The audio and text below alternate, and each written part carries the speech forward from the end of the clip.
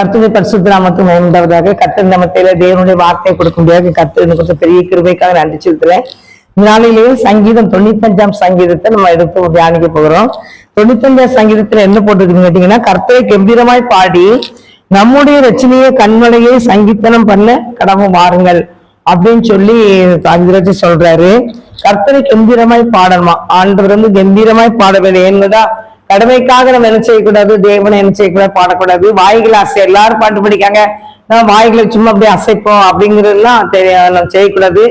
எந்த ஆண்டவர் எல்லாத்தையும் ஆராய்ந்து பார்க்கிறவர், இருதயத்தை உள்ளித்திரியங்களையும் சோதித்து அறிகிற தேவன். அவர் நம்ம பார்த்துட்டு தான் இருக்க, வாயை அசைக்கிறது எல்லாமே அவருக்கு தெரியும். மகிழ்ச்சியுடனே கர்த்தருக்கு ஆராதனை செய்து ஆனந்த சத்தத்தோடு சந்நிதிக்கு முன் பாருங்கள். அப்படி ஆனந்த சத்தத்தோடு வரணுமா. இன்னைக்கு நிறைய புறஜாதிகளுக்கு நான் தேவன், அது எனக்கு ரொம்ப பிடிச்ச வசனம்.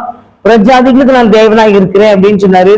நல்லோர் மேலையும் தீயோர் மேலையும் நம்ம அதாவது வர்ஷிக்க பண்ணிக்கிட்டு இருக்கிறேன் அப்படின்னு சொன்னாரு. அதனால இந்த உலகத்துல நாம் தேவன், அந்த உலகத்துல உங்களை ரட்சிக்க வந்தேன், நான் உங்களை மீட்டெடுக்க வந்தேன், எல்லா மக்களையும் நான் மீட்டெடுக்க தான் வந்தேன். ஆனா நாட்கள்ல என்ன செய்றாங்கன்னா, என்னை நோக்கி பார்த்த பிள்ளைகள் என்ன கொஞ்சம் சிலர் இருக்காங்க. ஆனா ஏசப்பா எல்லாம் நிறைய மக்கள் என்ன நோக்கி பார்க்கல. ஆனா வேதம் கூறுகிறது, பூமியின் எல்லாம் எங்கும் உள்ளவர்களே அவரை நோக்கி பாருங்க, அப்போது என்ன ரட்சிக்கப்படுவீங்கன்னு வசனம் போட்டிருக்கு. பூமியின் எல்லாம் எங்கும் உள்ளவர்களும் ஏசப்பா நோக்கி பார்த்தா எல்லா மக்களுமே ரட்சிக்கப்படுவாங்க. ஏன் ரட்சிக்கப்படணும்?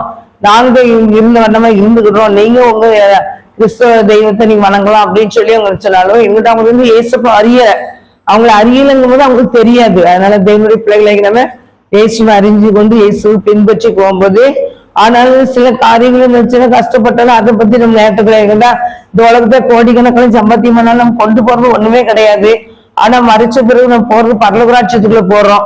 பரலோகராட்சியத்துல நித்திய காலமும் சந்தோஷம் நிறைந்த இடத்துக்குள்ள ஏசப்பாவோடு இருக்க போறோம். அவரோடு இருக்க போறோம். ஆட்டுக்குட்டியால் அவரோடு நம்ம இருக்க போறோம். அவருடைய துதியின் சிங்காசனம் முன்பாக நம்ம இருக்க போறோம். அங்க வெயில் கிடையாது, மழை கிடையாது, பசி கிடையாது, பட்டினி கிடையாது. தேவனை மாத்திரம் ஆராதனை பண்ணிட்டு சந்தோஷம் நிறைந்த இடத்துக்குள்ள போறோம். அதனால கர்த்தர் இயேசு பின்பற்றோம். இன்னைக்கு இயேசு பின்பற்றாத மக்கள்லாம் இன்னைக்கு இருக்கிறாங்க. இன்னைக்கு எவ்வளவுதான் இருந்து அவங்க போய்கிட்டு இருந்தாலும் ஒரு நாள் மறிக்கும் போது நரகத்துல போய் விழுவாங்கன்னு பைபிள்ல போட்டிருக்கு. அக்னி கடல்ல விழுந்துருவாங்கன்னு சொல்லி போட்டிருக்கு. தள்ளப்படுவாங்கன்னு போட்டிருக்கு. விழுந்துருவாங்கல்ல, அக்னி கடல்ல அவங்க தள்ளப்படுவாங்கன்னு பைபிள்ல போட்டிருக்கு.